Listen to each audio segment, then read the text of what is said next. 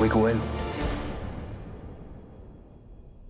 Cutter starts off at the beginning of series 1 as somebody who lost his wife 8 years ago and has never really forgotten about that or been able to dismiss it because she's never been found, any of those things. And so he's just buried himself in science and his work, kind of traveling around the globe, looking for anything Darwin might have missed. It's the Sarcopterygian. There's no trace of them in the fossil record for 70 million years, and then suddenly one of them just pops up in the middle of the Indian Ocean. Totally inexplicable in modern evolutionary terms. See, Darwin provides most of the answers. It's the pieces that don't fit that interest me. When these anomalies start to happen, it's like Christmas. Maybe it's happened before, in which case every single thing we thought we knew about the universe is wrong. Or this is the first time, in which case, what changed? What happens next? Believe me, it's very, very far from over. And then, of course, there's a thing of finding out that not only does his wife come back, she's not dead, but she's kind of back, unapologetic, with her own agenda and no explanations. Why didn't you come back? What are you really upset about, Nick? That I stayed away? Or that I didn't tell you what I was doing? I'm not upset, Helen. I just don't know who you are anymore. And then it's just been a discovery of trying to find out why these things happen, to try and explain this kind of scientific phenomenon, and I never really get there. Claudia tells me you have an explanation. A theory. The boy's experience proves that there's a concrete landscape on the other side of the anomaly. And I think it's the Earth many millions of years ago. And this anomaly, as you call it, is a door between time zones in the world's history? There's 6 of us who arrived on set on the first day, and we didn't know one another, and we were all kind of going up, you know, we all had our own kind of nerves about different things. And it's, you have to kind of find what your role is within a group. But by the time we got kind of halfway through the first series, it was kind of pretty much set as to how the group dynamic was working. And I think it's worked out very well, actually. Go back to college, get on with your work. I'll find you another supervisor. Just as much to blame as he is. Just as stupid, maybe. But you didn't shut your mouth off and you'll still get skills I can use. You stay. The very first episode I really liked, just purely because I remember how I felt then. That first week that we had in Black Park, where we first found Rex, was very funny because it was night shoots and it just rained and was cold and was damp. But I kind of remember the very first setup that we had was I was running up to a spot, and this anomaly was supposed to be between 2 trees that we never. This was the first time that we'd seen these things, and it was the very first shot that we did. But I just remember the kind of anticipation of that because I think we were all so excited with torches, and it just looked fantastic. Where's it gone?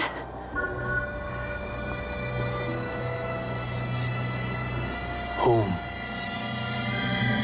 Episode 3, when we go as the underwater anomaly. And I loved that just because I got to go and dive and shoot at the underwater stage in Pinewood. That's one of the great advantages of being an actor, is that you get a chance to go, and you get paid to go and learn new stuff. Acting kind of puts you in situations where you go, you have to learn to do this because you're going to be doing it and you have to look like you know what you're doing.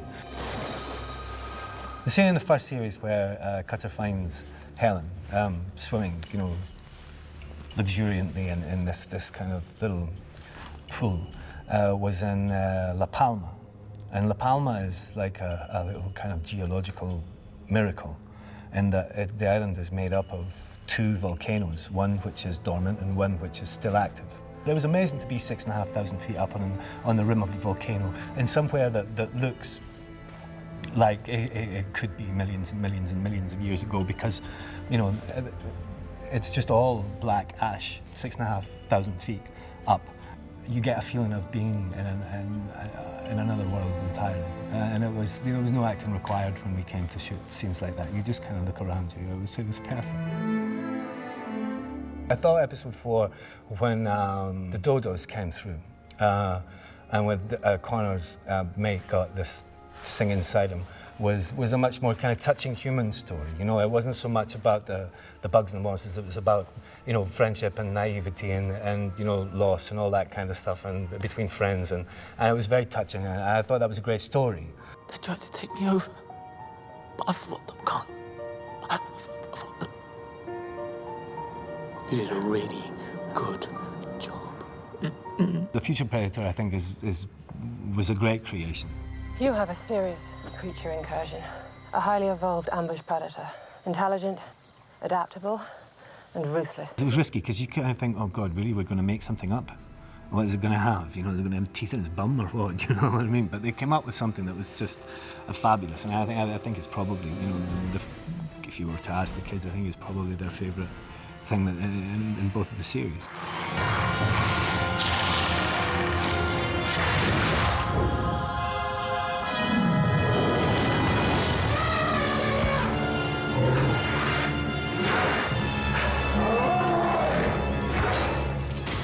We proved ourselves in the first series, and also we had an audience that liked what we did. And also I think it was ambition, because there's no point in being lazy about something. You know, if you've got something, the idea is to make it better.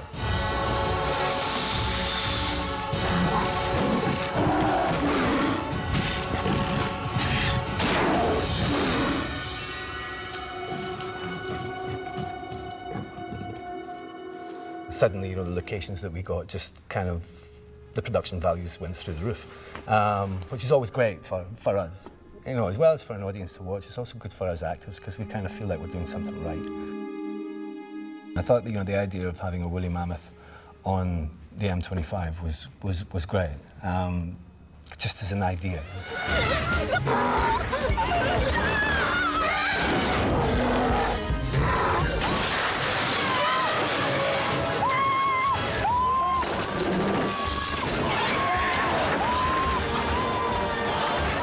I enjoyed 7 just because the kind of tension, also the tension of the series was kind of ratcheting up then, you know, and I enjoyed that. I enjoyed running around firing guns, which I know isn't probably the most grown-up thing to enjoy as a 42-year-old man, but nevertheless, I still got a blast out of it.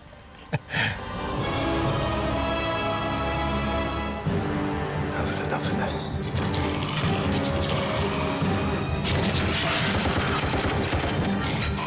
Diving off a boat into the Thames, I don't know how to dive, and I don't swim very well. But all I knew is just to try and keep your arms straight and stop your legs going like that, and it should look reasonably okay. And all this is going through your head while they're going, okay, turn over, and, you know, action. Just all thought kind of goes out your head, and you just go, just jump and hope. I can't see her!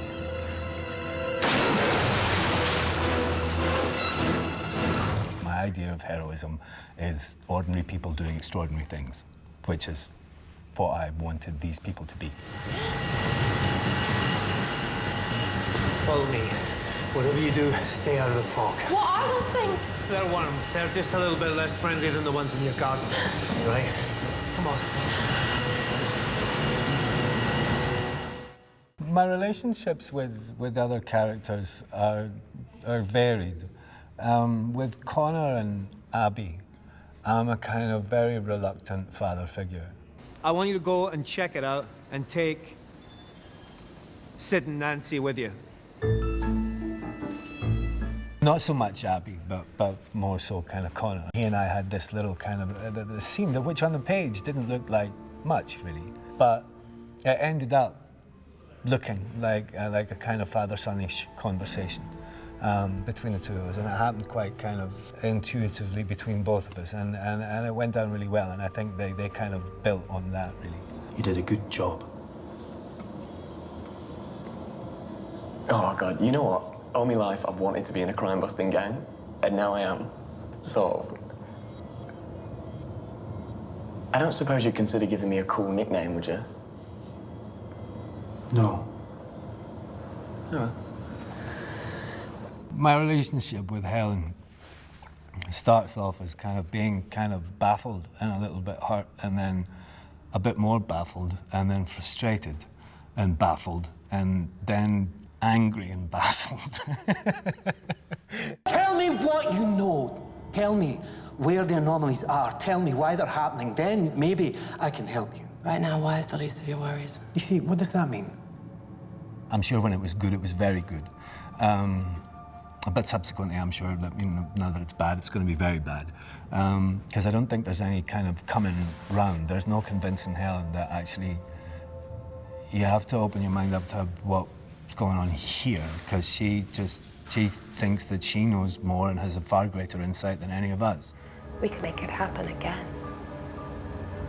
Doesn't that excite you? No. I don't want to change the world, Helen. I happen to think it's rather beautiful just the way it is. We know what happens when we interfere, the damage we can cause. Can't damage the future, Nick. We can only alter it. The very first time I ever meet Claudia Brown, she walks up and kisses me in a bar, which is quite a memorable way to meet somebody. I've never seen you around here myself, and hey, why don't we have a drink after this? Excuse me. Don't panic. Just told that slime ball over there you were my boyfriend. One more sleazy cat at mine, I was going to have to kill him. Well, I'm very glad I was here to help. I'm Nick Cutter. Actually, I know who you are. Claudia Brown, Home Office. I don't think he's thought about another woman in 8 years. And suddenly there's this person in front of him who's, you know, very confident and kind of opinionated, strong-willed and beautiful and quite sexy, and you kind of go, hang on a minute, there's a woman there, do you know what I mean? And suddenly I think he starts to, that kind of wakens up feelings that he hadn't felt in a long time, and a bit confused about the fact that, you know, suddenly Helen's back, but there's this woman. You've taken to him, haven't you? I trust him, if that's what you mean. He's attracted to you, isn't he? I have no idea. It's obvious you like him. It's really none of your business. He's my husband. You left him. You're going to be safe here. What about you? You know, I think I can make it.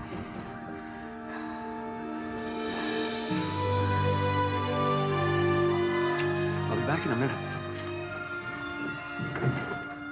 I go through an anomaly and come back. Something changes in there, in ancient history, that has made the subtlest of changes in the future. He comes back and realises, seemingly through his actions, that he may have wiped Claudia Brown from existence. Where's Claudia?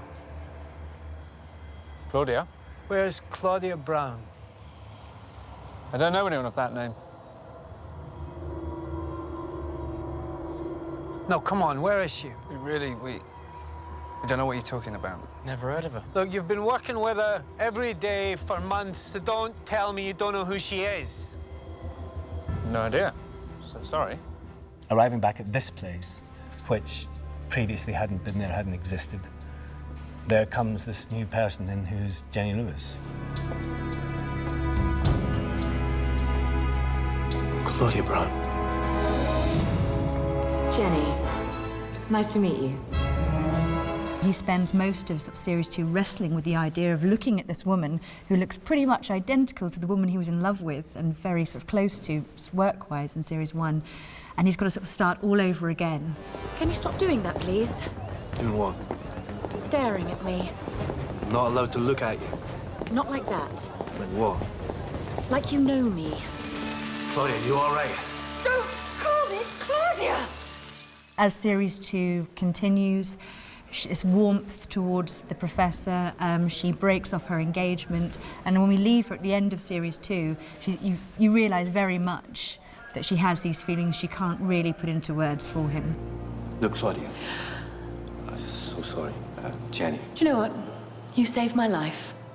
So just for tonight, you can call me anything you like. But for the record, I really hate that name. It's one of those kind of, will they, won't they, they might, oops, he's dead.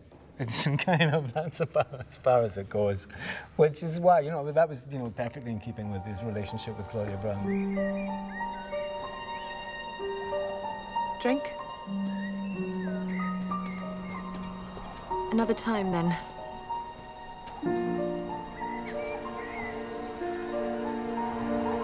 Yeah, that'd be nice. Cutter! Call from the Ark. New anomaly. Better get going. Sorry. Bad timing. Ben's such fun to play with because he's so kind of funny and so kind of arch and smug, but he's got such a kind of twinkle about him as well. You know, it's been great fun playing with him for the last few years. Morning. You're late. So fire me.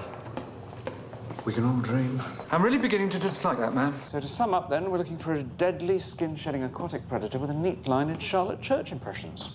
I don't like anyone to whom the adjective maverick might be applied. First I'm a traitor, now I'm insignificant. You know, you're really going to hurt my feelings. Him and I both kind of coexist in a kind of hatred of one another, and contempt for one another. What are the immediate risks? Famine, war, pestilence, the end of the world as we know it, the usual stuff. I think I could do without the facetiousness. Well, I could do without standing in some anemic office in Whitehall talking to a civil service pen pusher when I should be exploring the most significant phenomenon in the history of science. Eventually it kind of comes closer to some kind of mutual respect by the end of series 2. Next time I sack you, I might at least pretend to stay sacked for more than 5 minutes. Still, I suppose it's just as well you decided to disobey my orders. If it had been left up to Stephen, we'd all still be looking in the wrong place, wouldn't we? The idea of them going out to dinner together or having a mutual chat about what did you do at the weekend is never going to happen between the two of them. But they've kind of stopped short at you know, hitting one another.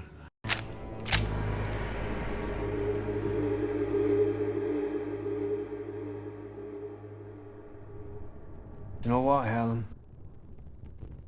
You're not as smart as I thought you were. I think I kind of die quite well. I hope. God almighty, I've never done that before. I've never kind of had to kind of die well, you know. So I'm looking forward to seeing it. I won't let you down, Professor. We need to get this man in an ambulance now!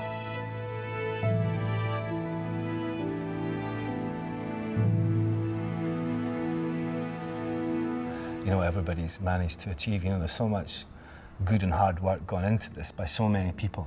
And sometimes, you know, adverse conditions that, you know, I mean, I think, you know, I'm quite proud of it. But so it's going to be a little bit of a tug, and not so much necessarily leaving the character or the thing, but the people, I think, is what I'll miss, you know. It's always great kind of camaraderie when you stick a bunch of people together in the cold and the wet and the rain, or, you know, somewhere like that. You know, it kind of ties you together quite well. I've enjoyed the ride. It's been good fun. It's been good fun. It's been a blast, actually.